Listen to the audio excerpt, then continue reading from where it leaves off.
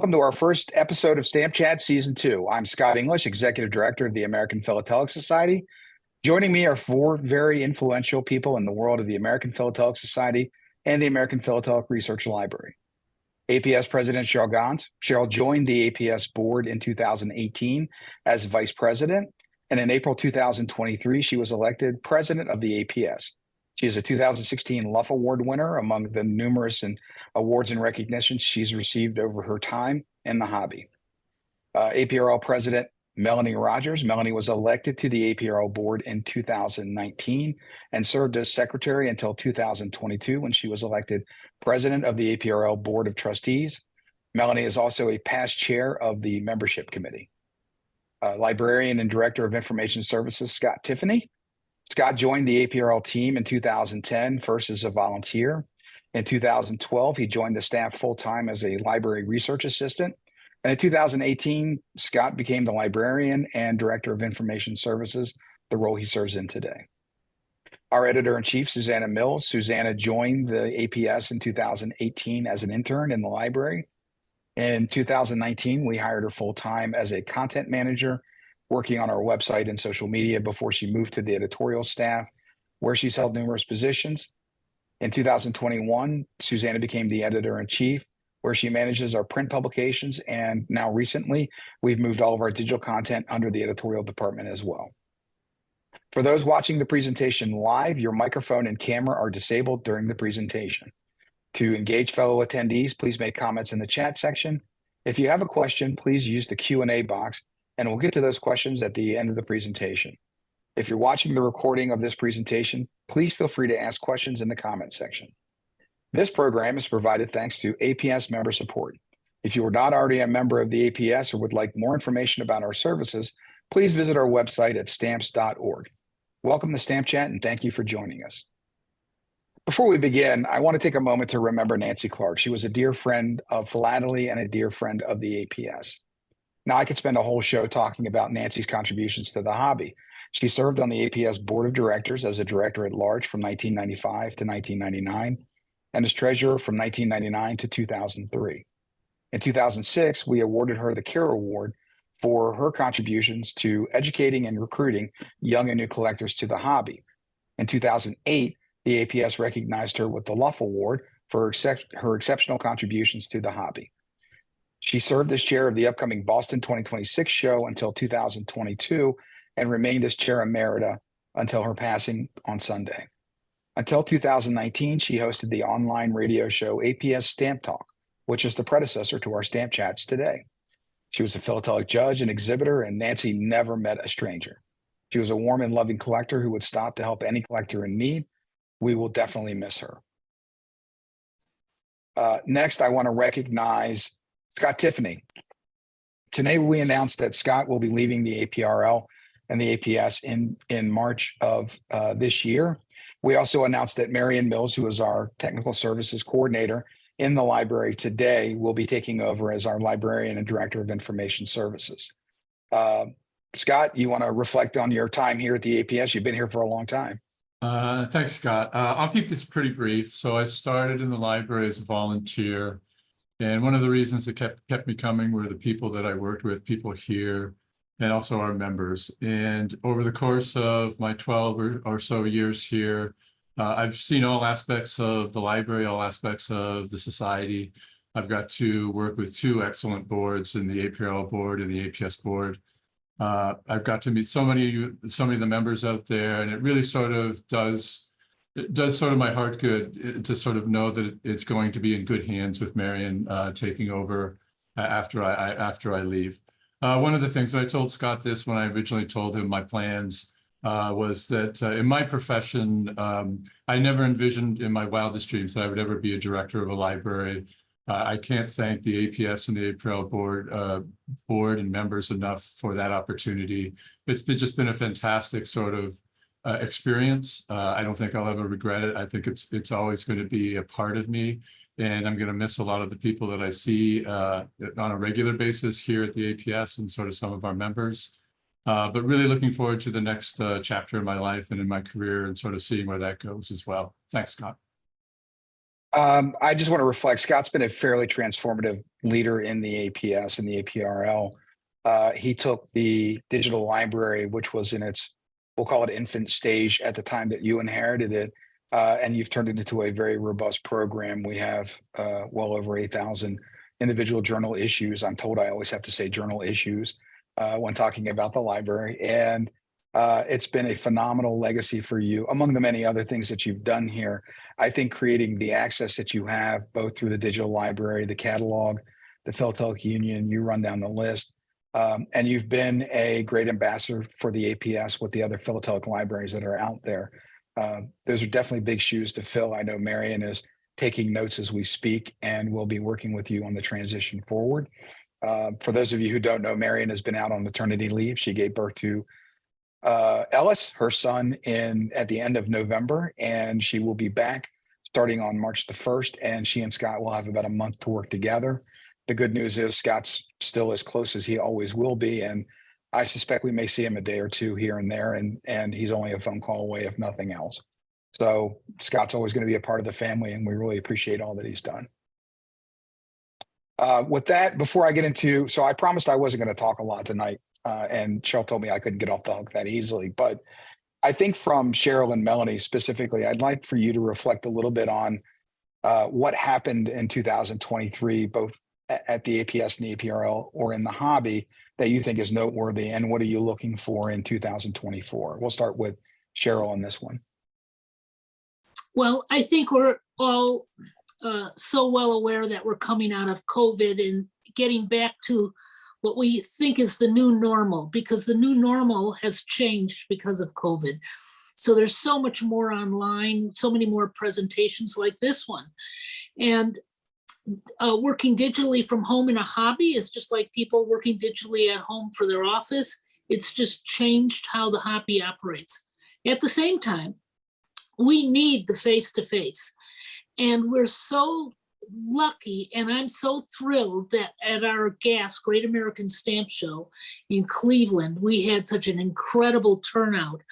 I think the idea of bringing together APS, ATA, and First Day to put on such a great show that pulls all people in our hobby together was really a forward-thinking move, and it has paid off, because now I think Hartford again, we've already sold out the first hotel block, Hartford again in August. It should be another blockbuster show and not to be missed. So from my perspective, those are the big things. Of course, I'll let Melanie talk about the digital content end of it, but between digital membership and face-to-face experiences, I think we're really doing well for this place in American history. Melanie? Yeah, thank you. 2023, I really enjoyed going to the Great American Stamp Show in Cleveland. I thought that was a real highlight of the year for me. It was wonderful to see everybody in person and have such a great variety of programming there. I also did volunteer work week last summer, which was also very interesting, and I felt really good doing it. I was giving time back to the society, time back to the library. I was able to process a lot of donations. It was my second year doing it. And, the more often you come to volunteer work week, the easier it gets, the more you know your way around, people, the different parts of the organization. So I definitely thought that was a highlight of the year. With regard to the digital library, I'm really thrilled with how much it's grown. The efforts from Volunteer Work Week contributed to that. And a lot of the societies have been open to letting APRL digitally scan their material to make it available to other collectors. And the other thing is the digital library is free and accessible to everybody if you go to the APS website. And I think that's also really nice to give accessibility to these materials that, maybe somebody can't make it out to Bellefonte, but they can still do research from their home. And the other good thing about the digital library is that it's accessible 24/7. You don't have to wait for a staff member to be there. You can do it whenever your schedule works. So I'm looking forward to further growth for that this year, and more people taking advantage of it. So before I ask Scott and Susanna to chime in, Cheryl, I'm glad you brought up the hotel block. It reminds me that I should say, we do have a second block coming for those who are interested, and I expect it to go live hopefully tomorrow. But if not tomorrow, it will be the day after that. We're looking at the Hilton in Hartford. We're working through the logistics to make sure it's a little further away from the hotel. Hartford has something called Dash, which is a shuttle that goes around the city, which includes stops near the Hilton as well as near the convention center. And so we'll make sure that there's accessibility to the hotels we choose. The good news is if that block sells out, I have a plan C in the queue as well. And I can't believe I'm selling this many hotel rooms as we speak. I always say, every time I get to a moment like this, I keep saying, wait a minute, we're a stamp collecting hobby, and I spend more time selling hotel rooms and renting buildings than I do anything else. But there is a lot of positive response very early already. We want everybody to be there. It's going to be a phenomenal show, and we will make every effort possible to make sure that you can be there and that you will have a good time. With that, Susanna, do you want to look back on 23 and talk a little bit about what's happening in 24? So 2023, I think, was a really positive year for us in the editorial department. We were able to do some issues of the American Philatelist that were a bit out of the ordinary, work with some folks like the American Numismatic Association, which I think was special because they're such a connected hobby, but a lot of their members aren't members of the APS, but so we are able to give an invitation, give a taste of what stamp collecting is all about, and then offer our members the same thing as well. So it's that kind of issue with the AP that we're really excited to do in 2023, and of course continue doing in 2024. This last year also was the genesis of our big project for 2024, and you'll have to allow me to get on my soapbox for just a little bit. We are launching Stamp Ed in February, on February 15th specifically. We are so excited. This is our new free digital magazine that is for the next generation of stamp collectors. These are people who are digital natives. They are maybe younger than the people that we typically see in APS membership, but really it's for anyone who is curious, excited, maybe approaching stamp collecting from a different angle. Maybe they care less about acquisition and they care more about sending postcards to friends. There are a lot of different ways that people come to the hobby, and Stamp Ed is our way of acknowledging that. So this is our new magazine.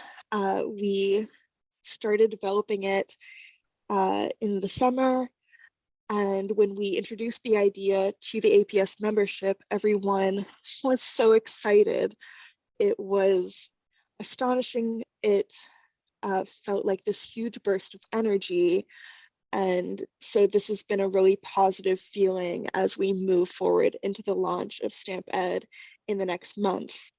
And while I still have my soapbox, you can learn more about the launch. Make sure that you get the email that tells you when the first issue is available. We have a website, stamped.pub,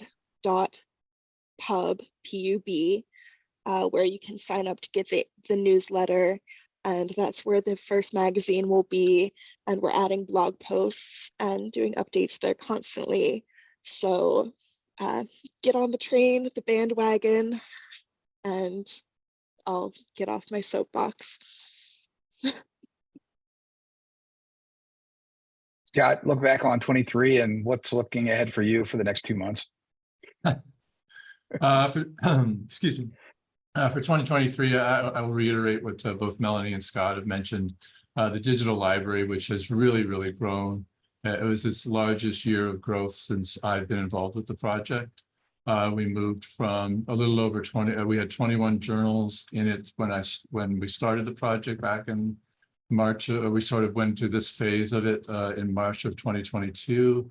We now have over 50 journals in there. We have our first 2 non-English journals in there, which is really exciting. The use of the digital library remotely has just grown dramatically as well. Back in March of 2022, we were right around about 500 or so access events per month, which is how many times people sort of access the database and then use it for whatever they're using it for.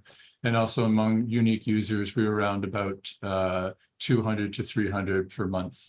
Now we're up to, in terms of unique users, somewhere in the neighborhood of 700 to 800 unique users a month, and well over, or pretty close to 1,000 access events per month. So it's really grown.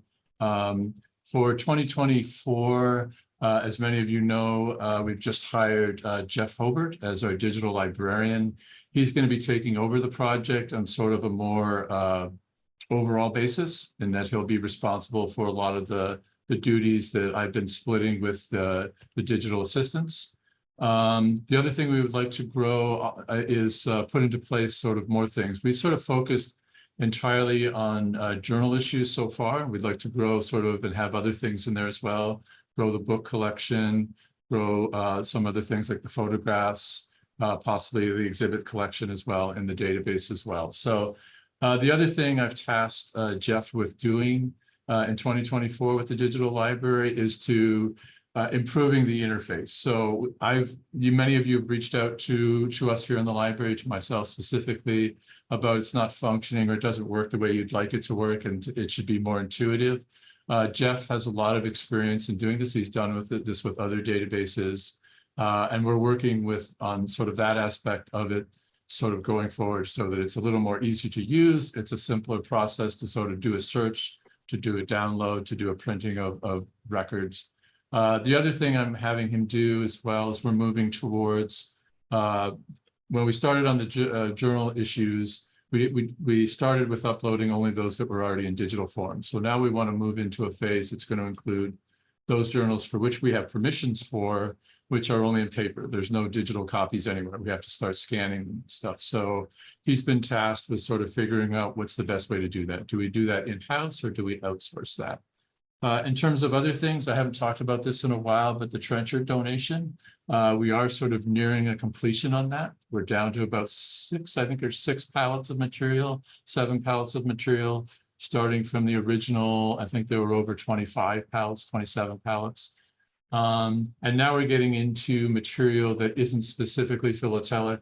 When the people who boxed up the material to bring it to us, I think near the end, they just started throwing things into boxes. Some of it's literature, some of it's not literature, some of it's other things. So we're getting down to those boxes. So my wish is that, and I think this will happen, Betsy Gamble's done a great job on sort of processing that material. I think that we'll be able to get this done by the end of this year, if not sooner than the end of this year. So that's been really exciting as well. The other thing I will mention too is, I've mentioned this to Scott. So this year in 2024, we're having the Postal History Symposium here in Bellefonte on November 1st and 2nd. And I've talked with Scott about, I will continue on with working on that project for him. I didn't want to sort of give that to sort of Marion and say, here you go, it's your project now. So I'll be staying on to sort of to help Susan Smith, who I work with at the National Postal Museum on that project, and sort of make sure that that comes to fruition in November. So I'm really excited with that. There'll be more information that coming out about that soon on the website. So look forward to that. Really looking forward to that symposium here in Bellefonte. One of the things that I wanted to talk about, there are pre-submitted questions, and the question's it's a little deep rooted, but it's what does the membership demographics look like 5 years from now, overall by age and race and gender compared with today? And Cheryl and Melanie, I know you've done some thinking on this. I don't know if you have an answer any clearer than many others do, but what are your thoughts on where we are and where we're where we think we're going to be in 5 years. Well, if I jump in first, you know, I mean, it's a wild guess. I think a hobby organization like ours will always have a heavier weight toward the older collectors as members, because they're the ones who've already kind of got their career going. They've reached a point where they'd like to get more active in a hobby. They have discretionary income and time. And at the same time, I don't give up on attracting younger people. I think this new Stamp Ed project initiative is just going to be marvelous to have new people look at stamp collecting in a fresh way. By having a digital membership, I think what we can really do is start to grow our international membership more, which also does bring us diversity of types of people, collectors, ages, backgrounds, etc. Because when you get your digital AP and all you have to do is highlight a paragraph and the word translate comes up and you hit it, you can read it in your own language. I just think this opens up the quality of that publication worldwide. And it makes it so people worldwide can access the library and actually translate what they're looking at. So I do think there's a future for growth at all ages of people of all backgrounds. But of course, it takes us having some initiative to reach out and find those people, because they won't always find us. And I think APS is one of the few organizations that's really putting in that kind of energy and creativity in looking toward that future. So I'm very hopeful and expect things to just get better.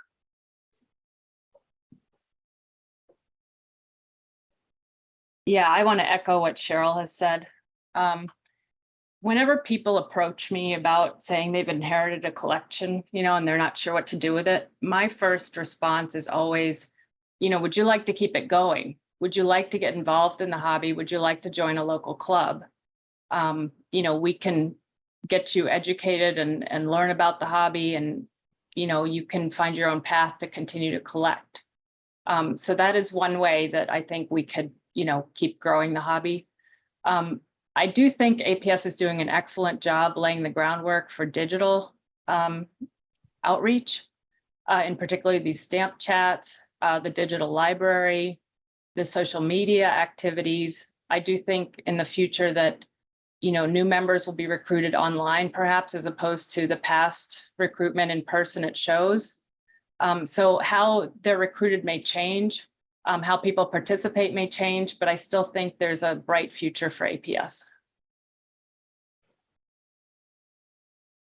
So I will speak on this. The first challenge that we have is, if we look at our member demographics and we go back in time to the year 2000, and I use 60 as a cut line, say, how many members did we have over 60? How many do we have under 60? And the answer then was that we were 50-50 split. And if you ask me today, what's that split at 60? And the answer is 90-10, or excuse me, 80-20, and then 90-10 if you go 50 and under. And the thing that I am trying to get people to open their minds to, and this has been a challenge in the hobby, is that we have to adapt to the world that we live in, not the one that we want to live in. I think a challenge, generally speaking, is that we've got fond memories of the hobby because, you know, in a day and age when it was very in person and it was very much a socialization that occurred at stamp shows and some other places and stamp clubs, it created a foundation that you don't want to let go of, and I respect that. The problem is, where are we going? And where we're going has more to do with we have to operate without limits. And we'll answer a couple of other questions about in-person education opportunities. We'll answer some other questions about some other in-person opportunities. Meanwhile, I've got someone on here saying, when are you developing your philatelic AI chatbot to educate the future? Because that's the chasm of our conversations here. And the only thing that I can tell you first and foremost is what I laid out to the board in October when we talked about the budget and looking at 2024 and what we're executing today, be it the digital membership, where for a statistic for everyone here, we've added 1,200 people to the digital membership. Now, some of those are APS members that were traditional members that converted over. Others are people who would not have joined the APS otherwise. Second to that is StampEd. StampEd is aimed at an audience because, again, let me go back to that number for you again. If we look at the number of members that we have under the age of 50, we're talking 10%. 2,500 is the hard number for you. And you're looking at one of them in Susanna Mills. And so we have a fairly young staff now. Part of that is by design. I wanted to bring in people that can speak to millennials and to Gen Z and really understand how they want to access this information, how they want to build community, how they want to be able to understand philately and engage in. And we have to have that perspective. I can't put a volunteer council together to give me that answer. I have to bring those people on our team, and I'm proud to have them. And I think they contribute a lot. That's where StampEd came from. I wish it was my good idea, but it wasn't. And it's the same thing with some of the other things that we'll be doing going ahead. We've got to listen to the people who are in that age group, first and foremost. I got more gray hair than probably every other person here. And, and I have children that are adults. All of my kids are, most of my kids are older than Susanna. So I am hardly in touch with that group. And I say this lovingly. The same goes for most of us here. And I think there's some really good ideas out there, but we still balance between needing to jump to the next thing, whether it's really the right thing or not, and holding on to the things that we loved and cherished when we were Susanna's age in the hobby. So I focused on looking digital forward.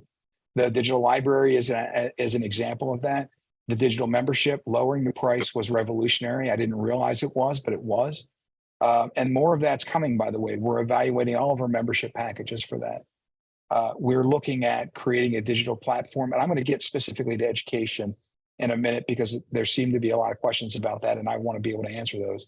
But we have got to first be a worldwide organization, and then we can go back and start backfilling in how we're going to segment our communities. But we can't build communities out of the same group of people over and over again. That's really the problem with the hobby today. So my goal first and foremost is to build the community that is more diverse. And then from there, I want to go to this. If we keep doing things the way that we're doing them, don't get me wrong, we'll keep surviving a little bit less every year until we hit a plateau, and then we'll go back up again. I don't know what that bottom is.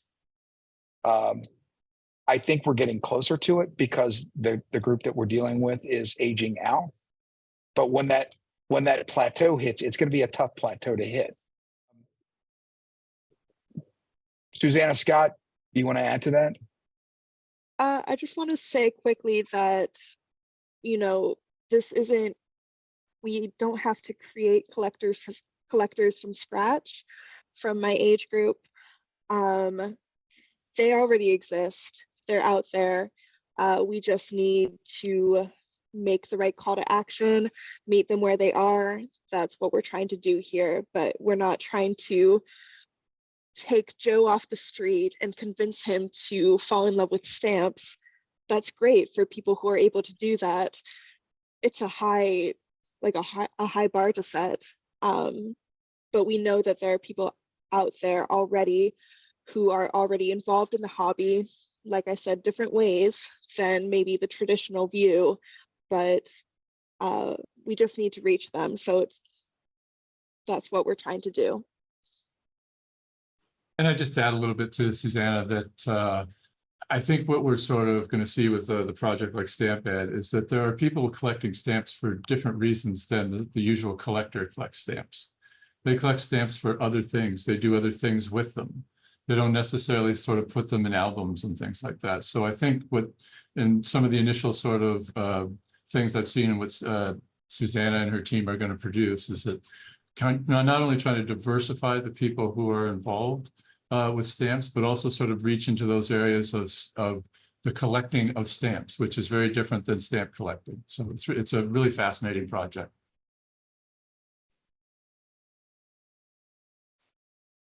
So we've had several questions about the Kugel collection Cheryl, do you just want to skip to me on that one, or do you want to talk about it?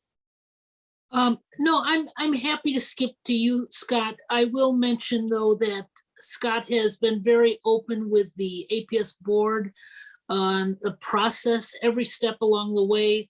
Our finance committee and our board have had executive sessions to review and discuss. So this was no isolated situation of one person making decisions. Everything was really hashed out in detail. So then I'm going to turn it over to Scott. Thank you, Cheryl. And Cheryl and Melanie both serve on our finance committee as well as on the APS and the APRL board. And for our membership here, though they are different entities, the APS and the APRL board work very close together. And even in these decision points, we work together as a team. But we'll start with this. We have the collection, we have an appraisal.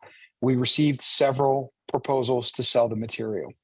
We have gone through a winnowing process of evaluating, asking further questions, and we've narrowed it down to a single contender, which I'm currently in the process of negotiating for a final agreement. Once that's done, I do have to go back to the APS board for them to ratify the contract.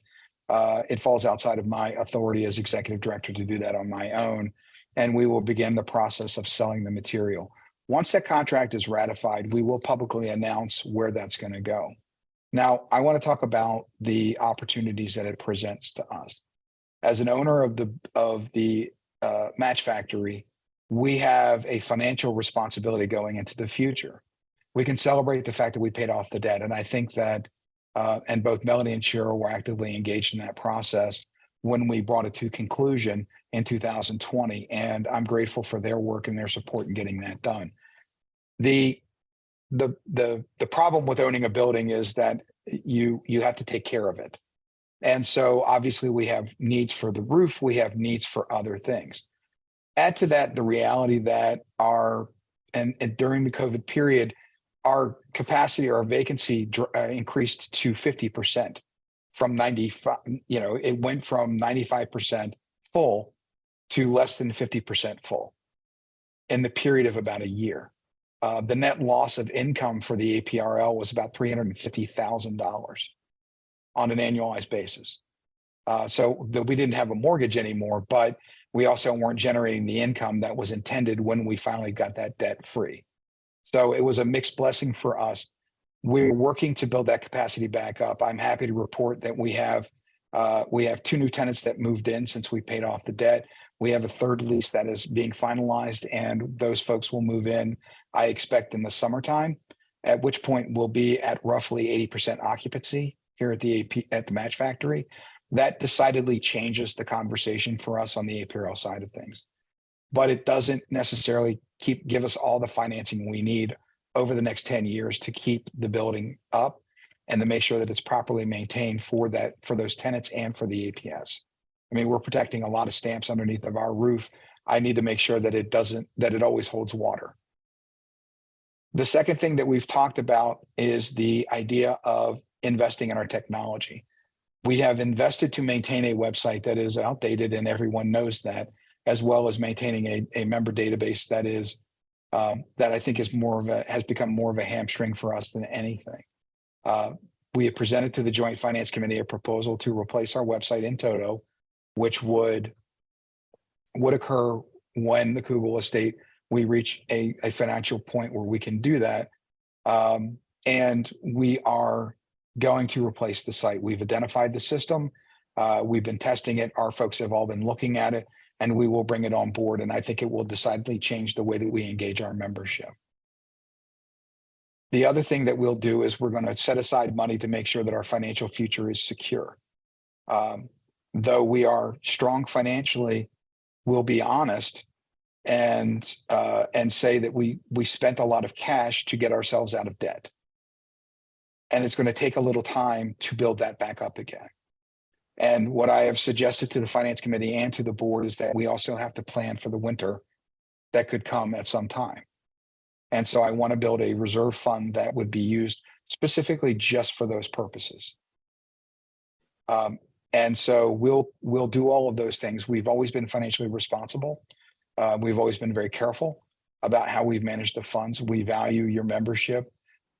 It's been very tough in the inflation environment that we've been in over the last few years to hold the line on the $45 a year membership. But we have done everything we can internally to make sure that the membership remains at an affordable level for our members and that you get the value you deserve out of the money you invest. I can't say that I can hold that line forever, but I have done it for over 8 years now, and I'm very proud of the work that the staff has done to put into that.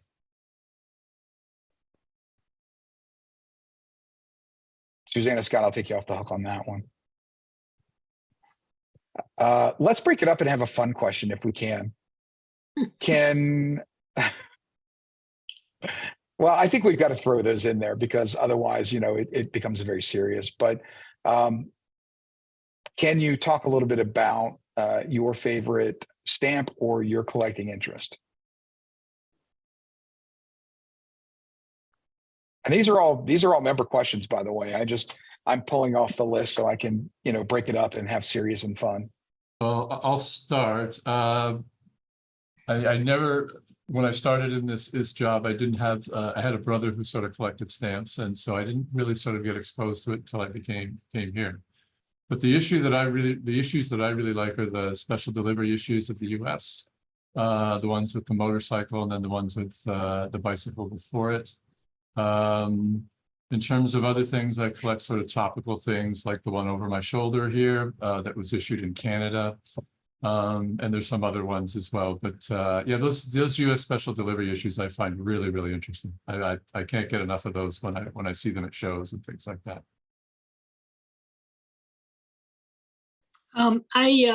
Everybody would be surprised if I didn't mention a Zeppelin stamp, so I'll just get it out there. The 1933 50-cent green Zeppelin stamp is probably my favorite. I've been collecting that issue in all its varieties and on cover since I was a teenager. Never have stopped, and I'm still finding new things. But I also love the well-designed modern issues. If you remember just a couple years ago, the Alaskan Raven issue designed by a Native American, I just look at that and my heart sings. So I love what Janet Klug used to say, she never met a stamp she didn't like. I kind of fall into that same place. I specialize in the 1936 Susan B. Anthony stamp from the US. I've done a bunch of research on that stamp. I went to the National Postal Museum library and did some research.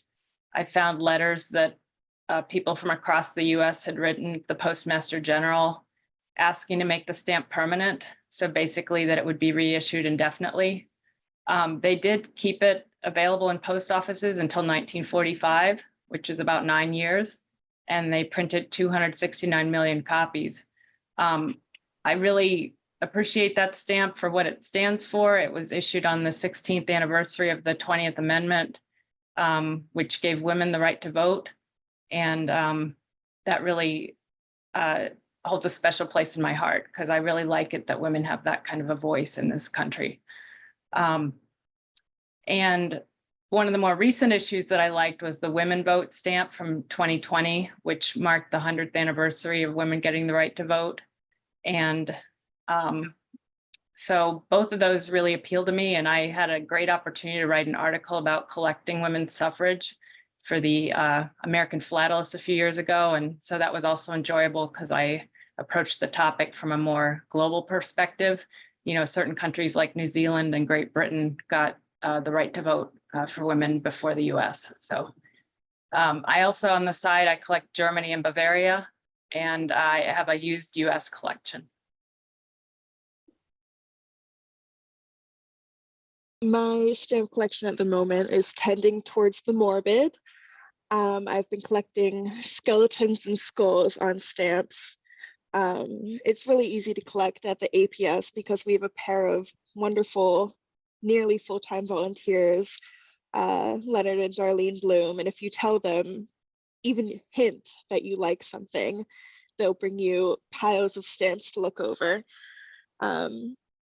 My favorite has actually been my favorite since right before I started. I was perusing a book from the APRL called Patent Medicine Tax Stamps. And so my favorite stamp from this was called Hunt's Remedy. It's a man hitting a skeleton representing death over the head with a bottle, and it's a revenue stamp, a medicine revenue. And I love it because stamps from this period that are were produced by these companies purporting to sell cure-alls of various sorts, and they said you could give this medicine to your horse, your mother, anyone in your family, and it will heal you of any various ills you have. I think those are really fun. So these revenue stamps are fantastic. And plus it has a skeleton, so it's right up my alley. I feel comfortable finally announcing this. I've always been very vague about what I collected, in part because I was acquiring material and I did not want to pay more than I had to. I am a stamp collector, so I'm going to be frugal and cost conscious, but I have amassed a very nice collection of the 1952 Women in Military Service stamp. It's intriguing because it shows 4 women on the stamp. And John Hodgner opened up a question in the 1990s that he's yet to solve. He's yet to answer. And so I have accepted the challenge to move forward with it. And that is identifying the women on the stamp. The unique thing about the stamp to me is not only is the stamp issue fascinating for a number of reasons about military service, women in military. It was issued on September 11th, 1952 at the White House. President Truman had a special guest, and his name was Jim DeVos, who was at that time the APS International Committee chairman, a couple of years before he took over as my predecessor, the executive director of the APS. And so I've got a very nice photo that goes with that, as well as a number of cachets and first day covers that have been done. And I'm very excited about probably making an exhibit out of it one day. I don't know how soon that's going to be, but I am researching, and I've used the library quite a bit to get information on it. So I'm excited to talk about it. And if anybody knows anything, give me a holler. All right, so I want to jump into a couple of questions that are out there. There's a hip stamp question, so I'm going to go ahead and answer that one. Tell us about the hip stamp offering, that relationship and how that's going. Maybe share some tips and practices for best results. I'm going to put a plug in for the APS YouTube page first. Last year, we did an Ask Me Anything with Carol Hoffman and on hip stamp and how to use it. We also have some tutorials that we're putting up online on some of the simpler tips on how to use that. So I would encourage everybody to visit the website, look at the Q&As, or look at the tutorials on how to use it, as well as watch that stamp chat. For some more direct help on that, Carol is available during the week, anytime. Really, she answers emails on weekends too. So I don't want to put a plug in for her working on a Sunday, but she's been known to. The relationship, we're a little bit over a year through the hip stamp process. We are generating an entirely new audience. The question I have to ask myself is, to what end? It's been a good partnership. I wouldn't say it's perfect or ideal. One of the reasons why we moved to this site was because we had security issues on our current website, which we've addressed in many different ways. I don't want to, vouch that we've, solved them all. Every person that runs a website has the same challenges we do, and that is the constant attack on the website. We brought on a gentleman last year, Kent Ball, who I think has done a tremendous job of really enhancing the security of our site, and has helped make the website run a bit more efficiently than it has in years past. And he will also be our architect moving forward with the new site. I've asked him to evaluate the Stamp Source site for its security and whether or not it's a possibility for us to go back there if we ever decided to, because I think that's worth knowing. overall, what we've seen is a higher number of sales individually. It used to be on Stamp Store, people could put things on a wish list, and because there were really only about 2,000 customers, they could keep that list going for a while before they had to buy. And so they'd always accumulate up to the $200 level for free shipping. And now they're in a competitive environment. So we're finding people buying things almost instantaneously after they look at them.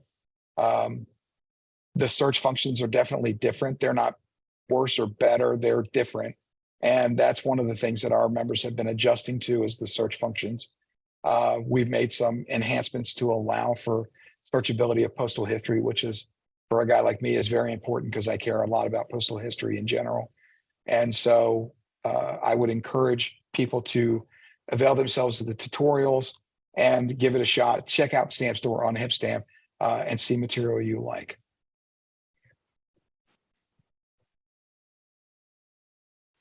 I got a secondary question on that regarding postage. Someone just got a shipment from internet sales that had metered postage in lieu of stamps on the envelopes. That was not an internal decision. It was a decision that was forced upon us. I shared with the board in October a story, and I'll shorten it for you, which is internally the USPS changed the way that they were doing tracked mail. And as a result of that, we are a contract post office, and we went to them and said, okay, we need to make these changes so that we continue to do tracked mail. The first response we got from the USPS is that I was notified that our contract was being canceled. Now, we worked our way through that, and I think the net result of that is going to be very positive for us. We're instituting a new system where we will actually have a post office at the front of the building now instead of in Headsville, where it's more accessible to the public and to others. And in Bellefonte, parking at the post office isn't great. So I do think we'll actually end up generating new customers out of this. We are going to have to follow very closely their rules and regulations for what we can do and what we cannot do. So I can only apologize to you. We want to keep using stamps on as many different packages as we can, but to the degree that we can't, I have to apologize and just say we're doing our best to make sure that we keep sending stamps out to our members.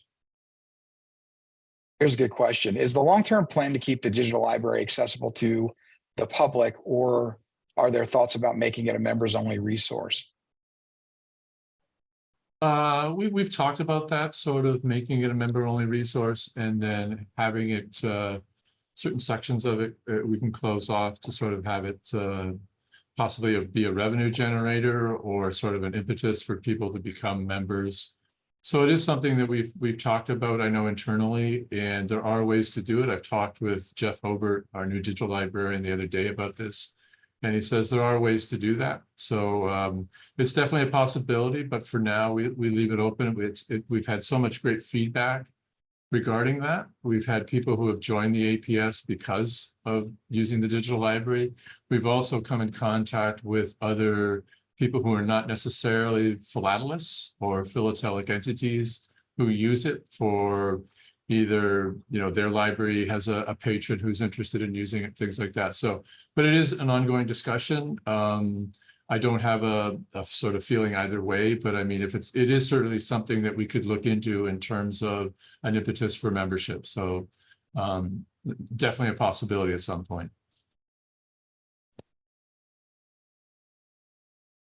Melanie, would you like to weigh in? I will say one benefit of having it open to everybody is that APRL could potentially qualify for some grant funding. And that is something, I've encouraged and that the library staff has been looking into. So, that might be a good reason to keep it open. But if you haven't used the digital library yet, I definitely encourage you to go on stamps.org and go to the library page and, try it out, see what you think. Even if you've never used it before, just go on there to give it a try. And, the library staff is also available to help answer questions about it. So it's definitely a great resource when you can't make it to Bellefonte.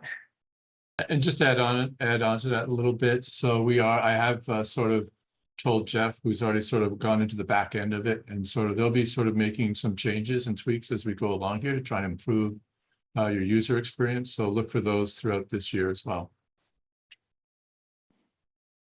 And I will add this, which is, I would prefer to keep it as an open resource if it's possible. One of the things we've got to be mindful of is libraries are wonderful and absolutely essential, but from a business perspective, terrible profit centers. And we have moved through this phase of it, thanks in part to Bob Mason, who left his vast resources to us when he passed away. We were Bob's family, and that means a lot. And we will continue to always think of him in that way. His collection was dedicated solely to the purposes of the digitization project. And thanks to the generosity of many APS members, we've raised additional funds on top of that for a total of about $350,000 to date. It's not cheap. Thankfully, we've got a lot of great societies out there that have already pre-scanned their documents for us. And that's a considerable cost and that we've avoided as a result of that. But we've mined that pretty deeply at this point. So I will say this, which is I too I share in that vision of hopefully keeping it open to the degree that we can. But I would encourage folks, like Melanie said, to use it. But if you value it, put a value on it. It doesn't have to be $200,000. You can just give us $25 or $100. Every little bit helps us be able to grow that offering and continue to make it a and continue to make it a great resource. We'll work on other financing opportunities with Jeff on board now. I'm confident that we'll get there.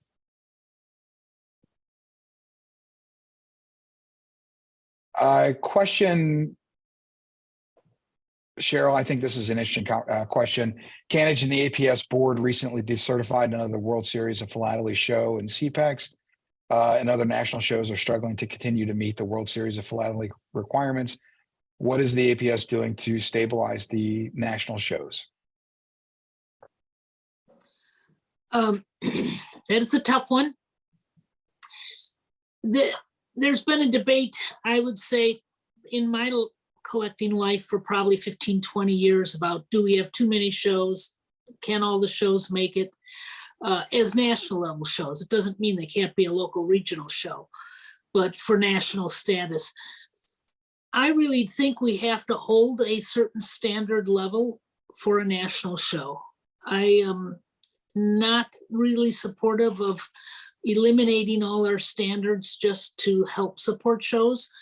I think the shows are running into multiple problems, aging maybe volunteers and leaders, aging board dealers, not enough people exhibiting, and it is a challenge. And I think there are some creative things that can be done to help and boost. And sometimes taking a bye for a year is a good thing to do. Is to a moment for a committee to rethink their organization and what's the strength and weaknesses and what they should continue and what they should change. I do expect that we will no longer, when I was a little bit younger collector, we had maybe 30, 35 national shows. I think the 20, 25 range is probably more realistic in our future. So, I mean, I can tell you that watching the shows go away, no two stories are the same in terms of why they're going away. That makes the challenge for us that much greater, because in one place it was the death of a central figure to the success of that show on an annual basis. And when that person went away, the rest of the group realized how much the strength around that person had atrophied, and it was not capable of pushing forward on that show again. In some cases, it's that their toughest competition are weddings, which are a far more lucrative business for many hotels out there. And it makes it harder for cost-conscious organizations like a stamp show committee to find a good venue. Part of it is, I think the successful shows have developed and kept a very strong relationship with the hotel venues that they have. I look at Westpacs and Chicago Pacs, Sarasota and NAPEX as places. And, you know, those are places where they've got an ongoing relationship with a venue that has worked to their benefit. They also have a very diverse show committee rather than putting it in the hands of just a handful of people. Chicago PEX lost Jerry Nylander last year, and he was an absolute icon in Chicago in terms of running that show. Thankfully, because of the work that Jerry did, there was a team of people there ready to pick up the mantle and honor him by keeping that show going and keeping it healthy. And that's something that I really do encourage. The other thing is that I would encourage us to start thinking differently about exhibitions. I've been a big advocate for digital and virtual exhibitions for a long time. Trying to create a set of standards, not necessarily a set of rules, has been difficult. I think in part because we still think of exhibitions in 16 pages at a chunk, and rather than realizing that we're dealing with an entirely different platform in the way that we can approach it. I give credit to the ATA, which does a wonderful job with their virtual exhibiting programs, and I would encourage more societies to take that mantle up and do something with it. But those are things that we've got to think about, that we can make a show fit with the circumstances where they're at, and at the same time still make a very healthy. A bourse is always going to make money. Dealers will always figure out a way to pick up every nickel that's on the floor that's coming through the door. But it's when you start adding in some of those other benefits that we all value, the exhibits, the talks, they take up space, but they don't generate income. And so we've got to think about that business model a little bit. And we're doing that here so that we can diversify our income rather than continuing to impose upon a shrinking dealer class. The good news is this, which is I'm making some changes internally. One of the ones that I'm making is we're bringing on board, actually we have on board an outreach coordinator, and she's going to be working more directly with chapters and societies, as well as with the World Series of Philately shows, so that we can start gathering some best practices. We can start bringing them together so they can communicate their challenges with each other and how they've overcome them, build a little bit more community among the show organizers. That is, I don't know how many of you are members of the American Association of Philatelic Exhibitors, but John Hotchner wrote a very thoughtful piece in the most recent issue. And one of the things he asked for, and we were already in the process of working on, Susanna and Scott can attest to it, is getting somebody who's a little bit more in touch with the grassroots, both at the chapter and society level, as well as at the operational level. Somebody just asked me, how do you get more people to come? This goes back to my challenge to everyone here, recognizing that we have to operate in the world that we live in. The younger collectors aren't necessarily destination people unless you give them a reason to come. I don't want this to sound negative, but meeting in a convention center under some poor lights with a bunch of dealers sitting around with stamps on the table is not going to be the sole reason. So look at what we're going to do in Hartford this year. We're bringing in, we're going to convene another meeting of post crossings, which was very successful in Cleveland last year. It's a very different group of collectors who aren't necessarily stamp collectors first, but are stamp collecting adjacent. And what we do is we take them on the floor. We've invited them to, I've already invited them for our Friday first day of issue ceremony, and then meet with each other after the fact. So we're sponsoring that with Amos Media this year, and I'm very excited about that because I think we'll have a bigger crowd. But we've got to do more events like that. Mm-hmm. Give people a reason to show up at an event. I think the most underappreciated part of any show that goes on right now are the programs that you do. Usually we take any willing provider who will stand up with a PowerPoint presentation and talk to two people who let them through the door and hope they stay for the whole presentation. And I've sat through those presentations, and I feel bad for the speaker and for the folks sitting in the audience. So we've got to keep working on building energy and enthusiasm, giving people to show up, not just so they can buy stamps, because they can do that at home. Where's the community? Where's our focus on the community? I think that will help us with the World Series shows. I think that will keep our shows stronger. And I think that will keep the traffic coming through the door much more effectively than the way that our model works today.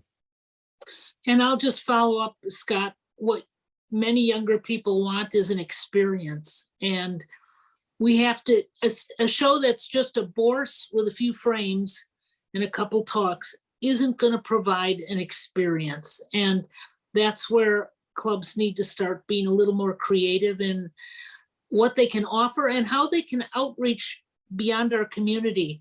Are you sending flyers to all the local historical society boards and their members? Are you connecting to other organizations in your area other than stamp collectors to bring people in? And do you have a court of honor all about the postcards and stamps of your area to draw local people who care about their local history? I think, you know, tying in genealogy and postcards and ephemera are also ways that can help bring people through the door. We have to start crossing over our audiences.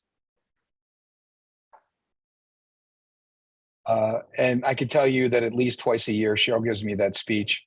Not verbatim, it's usually a little longer than that one, but and that's what we're working on doing, is we're trying to diversify the group of folks that we try to reach out to, because you don't just have to be a stamp collector to want to collect stamps.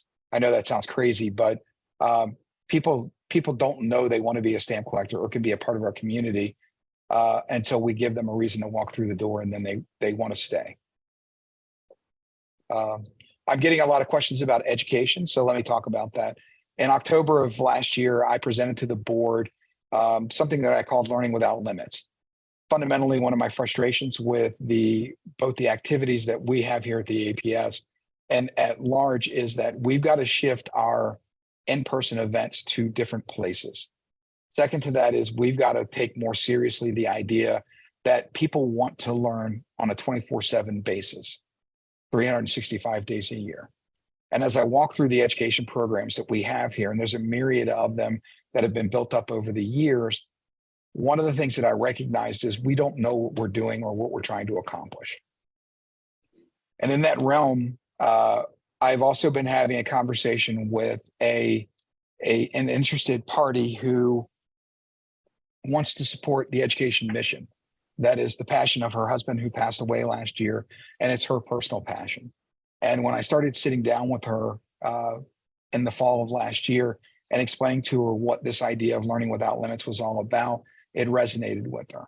I haven't finalized it, but I do have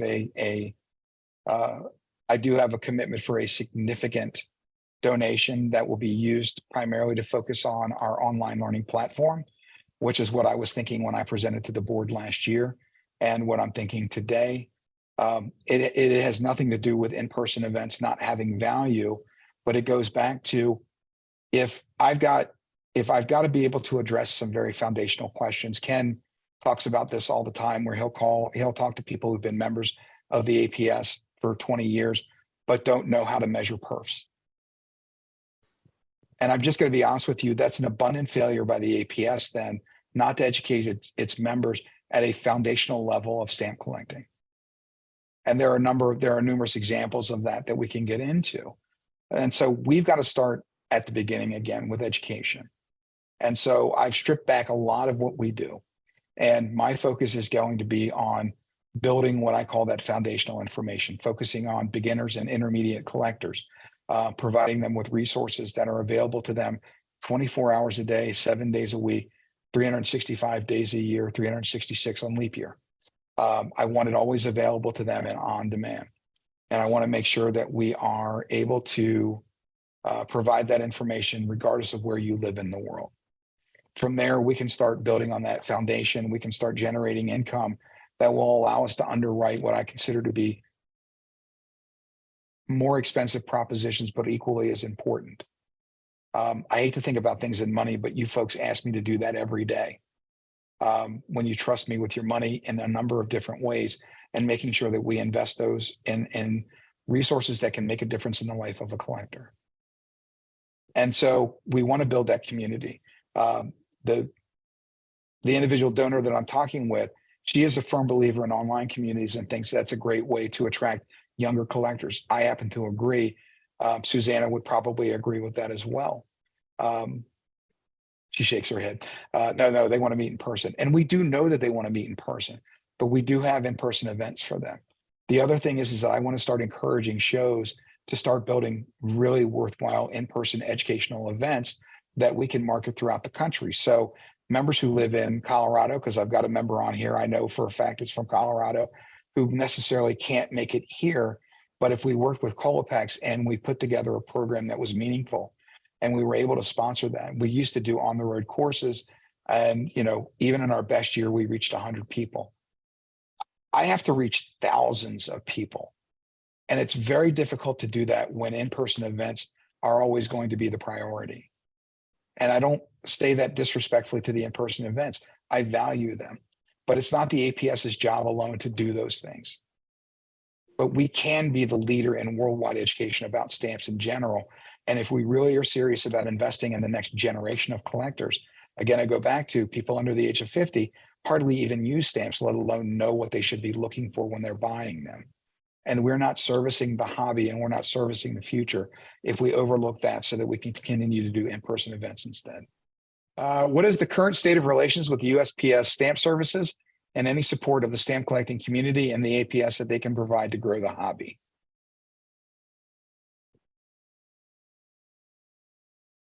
Is there anything you can disclose on that conversation, Cheryl?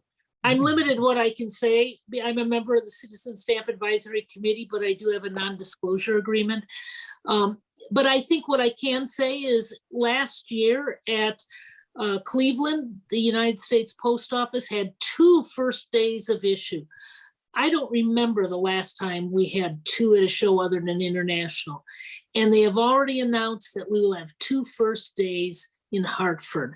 I think this is a big sign that the Postal Service wants to work closer with stamp collectors and be more involved. I'm thrilled about that. They are a business as well as deliver mail. And so they have a very different vision for what they're doing than the stamp dealer does, who's in the secondary market. And they have a wide variety of buying audience, not just stamp collectors.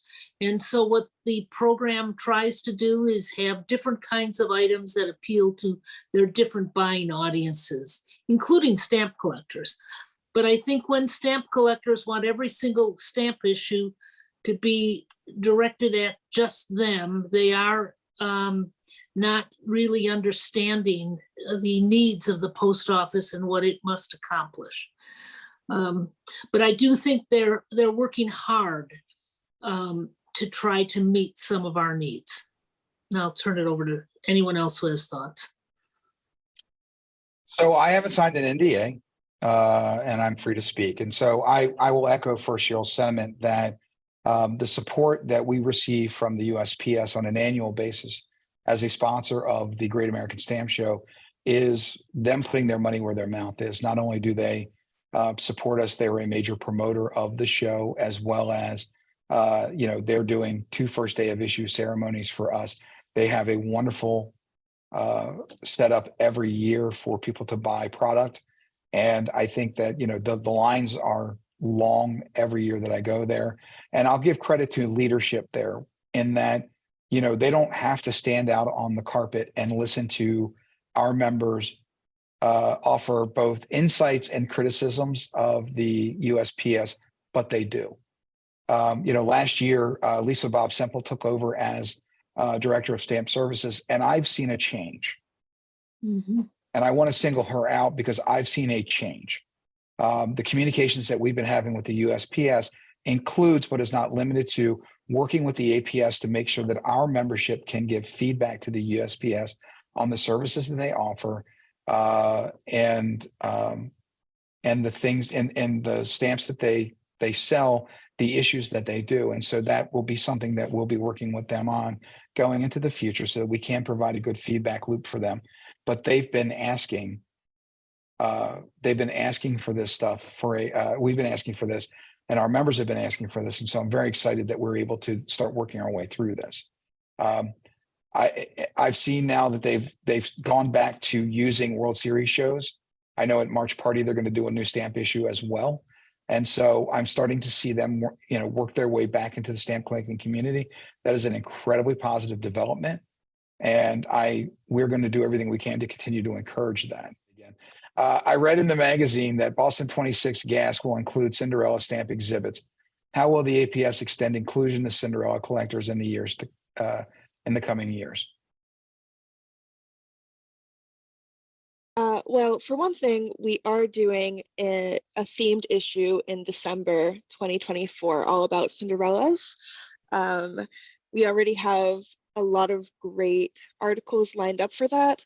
This was particularly exciting because, you know, when I published the list of topics ahead of time, some people respond right away about some various themes, and the Cinderellas was one of those. A lot of people got really excited about the chance to share about their particular Cinderella collection. We're also, Scott mentioned Stamp Ed. We are developing some Stamp Ed specific Cinderellas, both as part of our fundraising campaign to help keep Stamp Ed free and available for the first 2 years. So we've worked with some local designers. Lale Westfind, she's a local comic artist, and she designed a really cool Cinderella for us. We're working with some folks that you'll know from the philatelic world to design some other Cinderellas. And yeah, so we're excited for that to be part of the Stamp Ed experience, because it's a great way to bring new people in.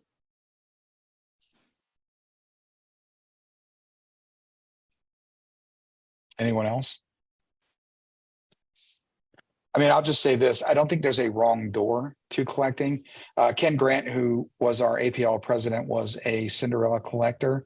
And in fact, the APRL board and Scott made a significant contribution to the library in order to name the collection of Cinderella's books that we have here after Ken Grant.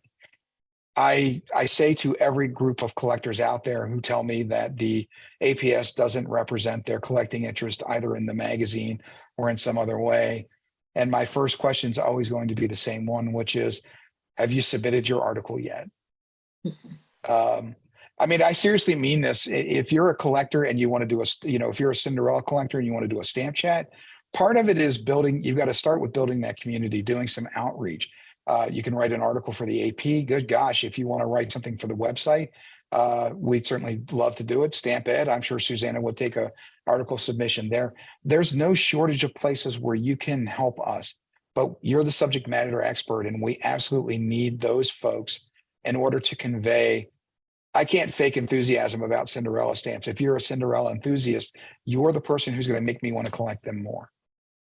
And so I really encourage everybody listening tonight, everybody who's participated in this, and thank you so much for indulging us in this conversation. But I can't say this enough, which is we are for members by members in everything that we do. And so we need your expertise and your enthusiasm in order to get us to the next step. So if there's a Cinderella collector watching tonight who would like to do a stamp chat on Cinderellas, you can reach out to me at scott@stamps.org. And I promise you, there is no wrong door to getting in a way to share your love and your collecting with someone else. And we will make sure that we provide you with the right platform to share that love. Any closing thoughts before we wrap this up? Cheryl, where are we going to see you next? I'm going to be at the Westpec show. This is the show out in San Francisco. It's one of the top shows in the country. I will be there on Friday and Saturday, and kind of working a few times behind the booth for the Royal Philatelic Society London. And it's a show that draws a lot of people, a lot of good exhibits, and often people from the Pacific Basin. So it does get a nice diverse audience. Melanie, where will we see you next? Yeah, my next show will be in San Diego. I used to live in San Diego, so it'll be kind of neat to go back and see the area again, and then connect with collectors about a hobby that I really enjoy. And then I'm going to be going to Volunteer Work Week again in July. It's July 15th to 19th, so I encourage everybody to come help out if you can. You don't have to come the entire week. There's flexibility, so you could come one day or 2 days or the entire week, whatever works for your schedule. And then I'll be in Hartford. Fantastic. I will be in San Diego, where I will hold a town hall meeting on Saturday morning, and you'll read all about that in the upcoming February issue of the American Philatelist. I do mention it there. For those of you who live in the Cleveland area, I'll be back. I had so much fun in August. I'm going to go back for March Party because Jay Bagalki suckered me into doing a couple of first day ceremonies. I'm working on trying to do a town hall meeting for March Party. I will keep you posted on that. I will be at Westpex in April out in San Francisco. For those of you I know that are in the Northern California area, Brian Jones, for instance, I know I'll see you there. And we'll do this all over again on Saturday morning at 11 a.m. Pacific time. I will be in Hartford for the Great American Stamp Show as well in August. And if anybody here is a membership director for a local chapter and I am backlogged on my dues, please send me a note. I will pay as soon as possible. I am trying to stay on top of it, but for those of you who know, I'm a member of almost 90 clubs at this point, as well as a number of other societies. And so I can't tell you that I'm on top of all of my dues payments, but I'm doing my dead level best.